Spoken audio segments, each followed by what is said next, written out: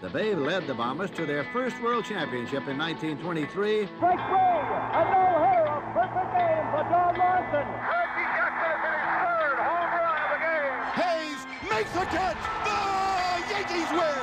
The Yankees are back on top. World champions for the 27th time. Yeah, in '62, it was a much different team, but we still had a solid ball club. You know, everybody talk about the Yankees as a home run hitting team, but I can remember real well, we had a very, very good defensive ball club on the infield. Cleet Boyd, Kubik, and Richardson, and Scarn, Mantle, Maris, myself, Tresh, playing the outfield. We did all right. In 1962, New York fielded one of the best defensive teams in its history, posting their 5th highest fielding percentage since they were renamed the Yankees in 1913. But the 1962 Bronx Bombers could hit, as they did year in and year out. Mickey Mantle was named the American League MVP for the 3rd and final time of his career. He posted a .321 batting average and clubbed 30 home runs, which was the 8th straight season in which he had hit at least 30 homers. Tom Tresh, who saw playing time at shortstop and left field, took home Rookie of the Year honors. Tresh led all Major League rookies with 20 home runs. Whitey Ford and Ralph Terry led the pitching staff, combining for 40 of the team's 96 victories. Ford led Yankees pitchers with a 2.90 ERA. Terry led the American League with 39 games started, 23 wins, and 298 2/3 innings pitched.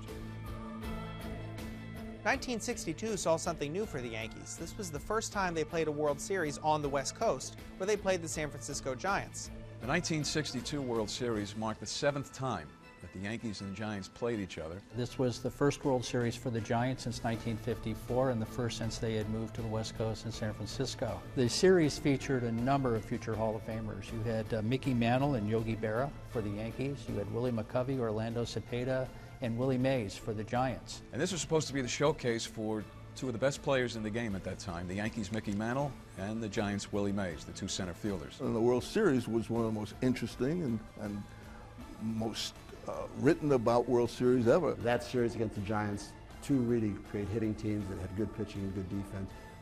They were the kind of World Series that we still see these days, where 2 teams get there, the peak of the season after a long season, 162 games, and then to play at that high caliber in that World Series. It's kind of what the game is all about. Candlestick Park, new home of the Giants, who came west in 1958, and the fans are eager for their first World Series. Cleet Boyer, greatest third baseman in baseball, and I think Brooks Robinson would tell you that he was probably the best defensive third baseman in all of baseball. He could make the plays, and he hit the home run that spurred us on in that series. Boyer ties into one of Odell's pitches and sends a long drive. Going, it's gone. Cleet didn't hit too many home runs, but I usually teased Cletus because they put him to hit before me. I said, Cletus, you can hit before me. The Yankees took Game 1 thanks in large part to 2 runs being driven in by Roger Maris. Maris swings and sends a long drive going deep to right field. Alou leaps high above the fence, gets his glove on the ball, can't hold it. The ball drops and Richardson and Tresh race home with the first runs of the series, and Maris pulls up for the double. And the Yankees win 6-2. Whitey's record string of World Series shutout innings was snapped at 33 2/3, but nonetheless he added to another record with his 10th World Series victory. Ralph Terry, 23-game winner, will pitch for New York. Jack Sanford, who won 24, will start for San Francisco. In the 7th, McCovey connects solidly with all his 200 pounds behind the swing. It's going, it's gone.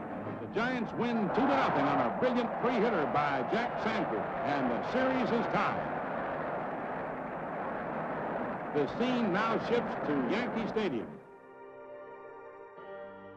The starting pitchers, Bill Stafford and Billy Pierce, pose for photographers before the game.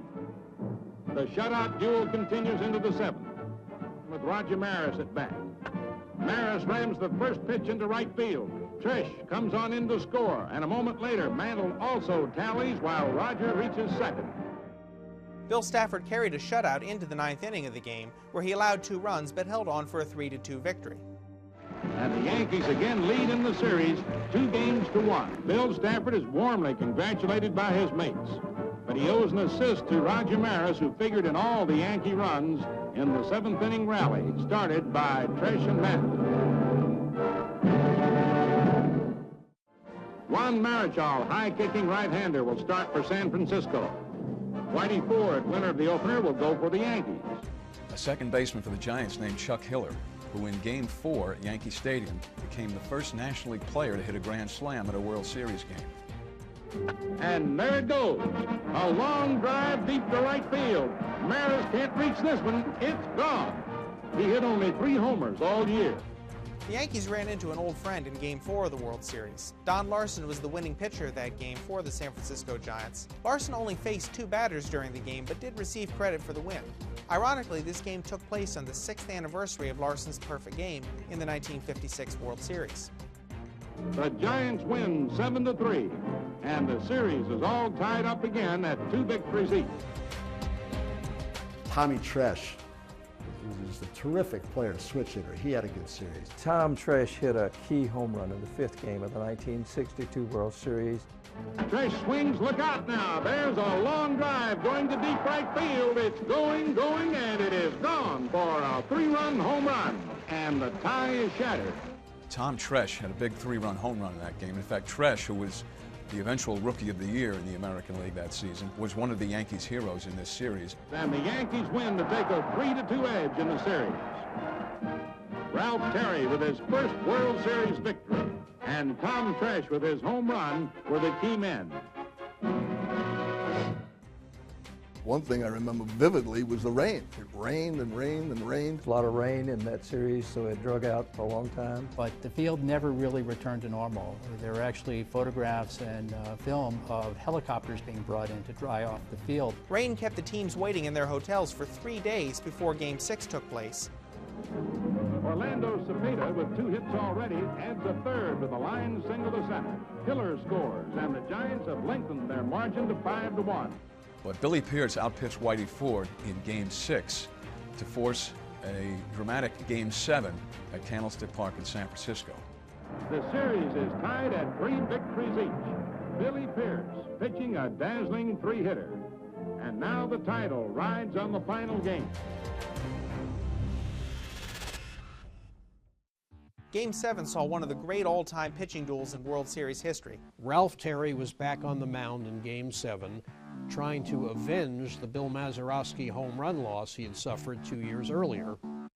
The tense struggle moves into the Yankee 5th.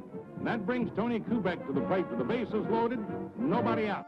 Alvin Dark put the infield back, and it was a ground ball double play that scored the run with the bases loaded. Kubek hit sharply to Pagan, and it's on to first for a double play. But Skowron scores to give the Yankees a 1-0 lead.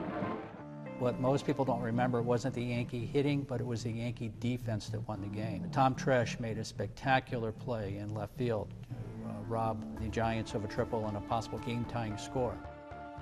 And Maris, who never got the recognition he deserved as a defensive player, as an all-around player. Maris made a great play in right field that kept the tying run from scoring, kept it at third base. Maris, with expert fielding, rushes over, cuts off the ball, keeps it from bounding on toward the fence. He gets his throw away quickly, straight into the hands of the cutoff man, Bobby Richardson. The relay stops him. He has to go back to third, while Mays continues to second with a double. And thus the tying and winning runs are in scoring position. I remember that I walked over and talked to Tony Kubek, and Kubek, my roommate all those years, said, "I sure hope McCovey doesn't hit the ball to you." Well, I thought they'd walk McCovey and pitch to the right-handed Orlando Cepeda. Ralph went out there and talked to him, and he said, "Who do you want to pitch to, McCovey or Cepeda?" He said, "Let me pitch to McCovey." Willie McCovey had basically owned Terry in previous at-bats, and there were men on second and third, 2 outs, McCovey up, and if he got on base, got a hit, we would say that the Giants were the world champions for that year. He had a loud, long foul ball. And it almost does. Willie McCovey hits a tremendous curving drive to right, but it's a foul ball. When we talked to Terry after the game and asked him about the foul ball, he said where that pitch was, the only way he can hit it out was to hit it foul. I moved over a little bit in the hole. Right before the pitch, the umpire at second base said, "Hey, Rich, can I have your hat for my little cousin?" McCovey hit a fierce line drive, but it was right at the second baseman, Bobby Richardson. caught the ball, turned, gave him a cap, and then ran in to give the ball to Ralph Terry. Terry had a shutout, and the Yankees had another World Series championship. And they carried Ralph Terry off the field. The Yankees win 1-0 on a brilliant clutch effort by Ralph Terry, the hero of the 20th World Championship won by the New York Yankees. An exciting ending to a sensational season that brought thousands of thrills to millions of fans of America's national pastime. And this was big revenge for Ralph Terry, who had given up Bill Mazeroski's ninth-inning home run in the 1960 World Series. He comes back 2 years later and is the World Series MVP for the New York Yankees, giving up just 5 earned runs in 3 games, 25 innings total. He was able to win games 5 and 7, and he did lead both staffs for the entire series. Tom Tresh led the Bombers' offense with 9 hits, 5 runs scored, and a .321 batting average. Roger Maris paced the club with 5 RBI. I felt privileged. I felt the fact that I was covering a world champion, and it looked like they were never going to stop being world champions. I was honored and privileged. 1962 would be the Yankees' 20th World Championship, and their last until 1977.